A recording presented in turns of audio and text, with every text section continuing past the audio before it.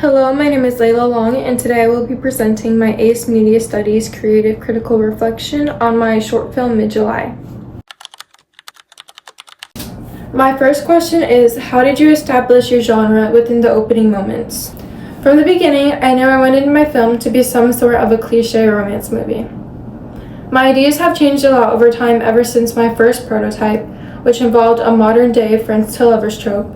However, I ended up deciding to attempt to capture the feeling of an old vintage romance movie that portrays feelings of bittersweet love and embrace between the two main characters as they are trying to make the most of the time they have left together. To establish this genre I wanted, I had to focus on setting the tone almost immediately. I did this through sound, setting, and mise en scene. For sound, I opened the film with the title scene, accompanied by non-diegetic olden-day jazz-type music that is often associated with slow dances and romantic nights. I dragged this music until the second shot, but kept it going through my first shot as the characters walk in. The music emphasizes the comforting young love representation I wanted, as that genre of music was popular during the time my film is based off of. The setting is a beautiful fountain in an isolated park that we filmed at nighttime. This setting is a common one for romance movies, especially ones based in the 1940s through 50s. My goal was for the audience to associate the setting with these movies, which subconsciously triggers the heartwarming feeling we all get while watching movies of the romance genre. The fountain is in a small park surrounded by plant life and flower bushes, which perfectly goes with the style of movie I'm trying to represent. The plant life in the background portrays the innocent and growing love the two characters have for each other, while the black and white, colorless filter represents how life eventually comes to reality as they have to separate and move on. Due to the film being shot at night, this gives context to maybe when they found out that they would be separating, and it's up to audience's interpretation on why they met up at night. So who knows, maybe the characters snuck out to see each other, maybe they were busy during the day, maybe they were even hanging out the whole day. I'm leaving that part up to audience's interpretation, as these are just the opening scenes and the movie may provide more context as it goes on. I chose for the film to take place at night as I feel the night further emphasizes the deeper side of things. And while it may just seem like a cute love story, these characters are going through a lot as they process the distance that is going to be between them. Night is often associated with sadness and sleepless nights, which the characters are experiencing in the story, which is why I thought it would be the best time of day to film. The mise en scene continues to withhold the romantic genre, as the small details and context clues all add to the characters and story. As you can see in the film, the characters' costumes were inspired by formal 1940s attire. As they are both dressed up nice and formally, this shows how they both wanted to impress each other and make the most of their last night together. In scene 1, viewers are introduced to the setting and characters as they walk in. This could insinuate that they were coming from somewhere else together and chose to spend the last minutes in a small park alone. This represents the fact that the characters aren't eager to go out and participate in activities, but rather embrace each other and focus on one another with no distractions. This displays the young and innocent love they hold for each other. For my next question, I will be discussing whether my film challenges or reinforces stereotypes. My film is very clearly a representation of how films were like in the early days of technology, as the plot often revolved around stereotypical tropes and generic roles. I did the opposite of challenging usual stereotypes, and instead embraced and almost exaggerated the cliché young love being separated plot. Back in the 1940s and 50s, it was very common to have generic characters based off of generalization that came from society's norms in the social hierarchy. This meant women were often portrayed as a loving housewife or a damsel for the man to swoon and protect. In my film, I kind of went along the lines of Jeanette being the damsel, as she is the main one in the film to express her sad emotion. This is ironic because Simon is the one leaving for war, yet she is displayed as a desperate one, unable to function without him. I did this on purpose to highlight how old films would represent a woman and man's relationship, as the woman would be viewed as the desperate character whose main purpose was to be the shallow love interest to the man.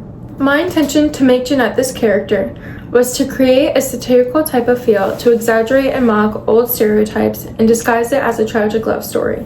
I continued to base my characters off of stereotypes, which is why I made Simon a mellow and not very expressive character.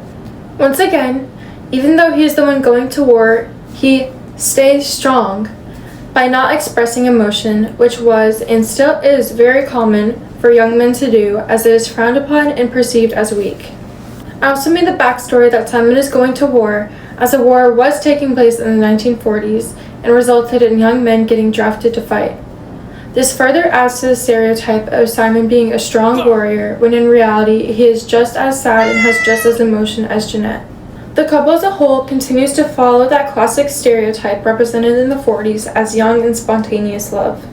This is shown as the couple is out alone together at night and strives to make the most of the night. It is commonly perceived young adults and teens are night owls and peek in the dark night. This is a stereotype from back then, but also in the present. As a young adult, I can confirm this is true for majority teens.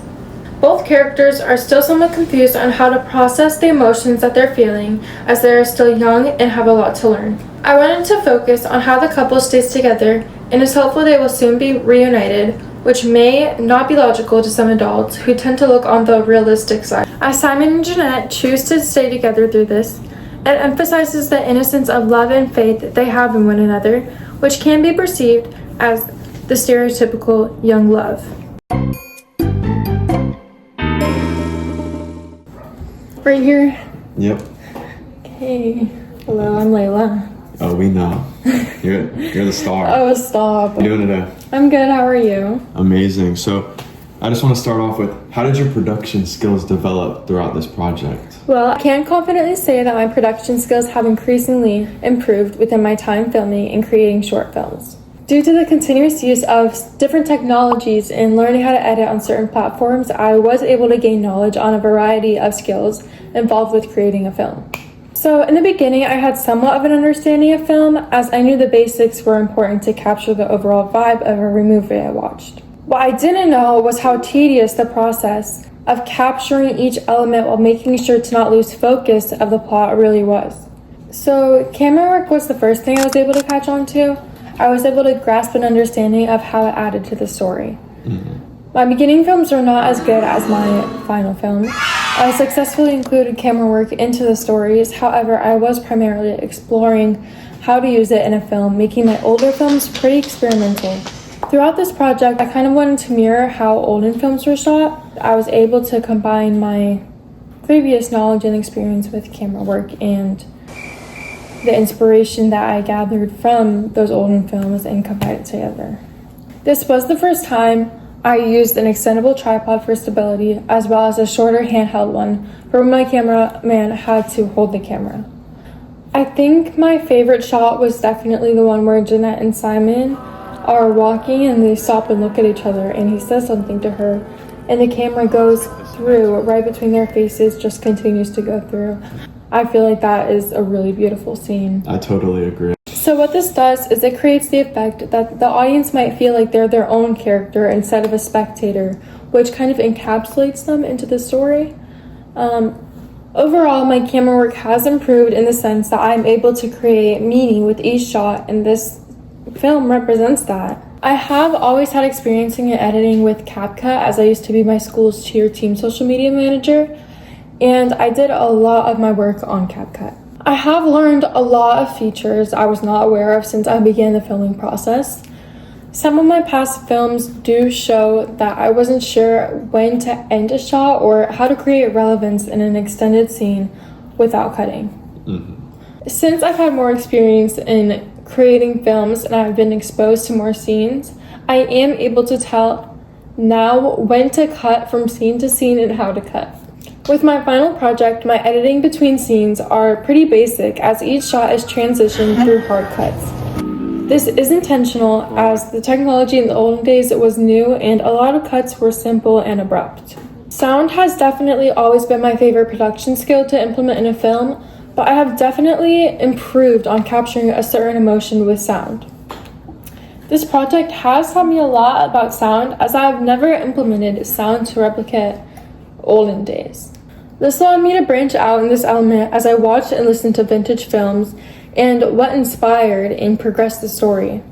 I was able to think of song options and decided on I'll Never Smile Again by Tommy Dorsey, which is a bittersweet love story that perfectly goes with the plot of the story. To further emphasize the old and vintage film theme, I added a grainy sound effect in the background of the film, as most of them during this era didn't have the best sound technology. I also had to edit the sound's volume in certain scenes, as the non-diegetic music's volume was increased, so I had to lower the volume of the music during the dialogue to amplify the speaking shots. How would you promote your product on social media? I do find that one of the most crucial parts to making and publishing a film includes marketing. A film could be amazing, but due to low effort in the marketing area, it could potentially flop and get little recognition. Because of this, I would make sure to excessively promote my movie on an abundance of social media platforms, including TikTok, Instagram, Facebook, X, Snapchat, YouTube, and Pinterest. As a teenager on social media, I can confidently say that I am up to date on current trends and I know what's popular. This helps as I would be able to market towards the audience I am actively trying to promote my film to. I also am decently good at working those social media platforms, allowing the process to be easier on my end. I would make sure to post consistently on all platforms, and I would follow what viral videos are trending and take inspiration from those. It is still important that I promote my film for what it is, a vintage love story. So I would do the trends, but make it look like it's from the 40s. I could do this by recreating popular videos, but doing them as if the videos took place in the olden days. This would allow for the audiences to have an idea of kind of the genre and time period of the film, while also being relatable and making them want to watch it. Outside of the trend and video idea, I would also create a movie poster and trailer to post on social media. The poster would be themed as an old newspaper style that provides whatever information I wanted to on the film. The trailer would include romantic, dramatic, and sad scenes from the movie to catch the audience's attention and hopefully attract people who are into romance and obviously themed as if it were made in the 40s. It also wouldn't hurt to reach out to certain press companies that are relevant and ask for them to repost the trailer or poster. I would also reach out to influencers whose channels are about movies and ask them to promote or react to this film. This would create more of a diverse audience while shining a spotlight on my movie. It was a pleasure to have you. Thank you so much for coming in. Yeah, of course. Thank you for having me. Cut!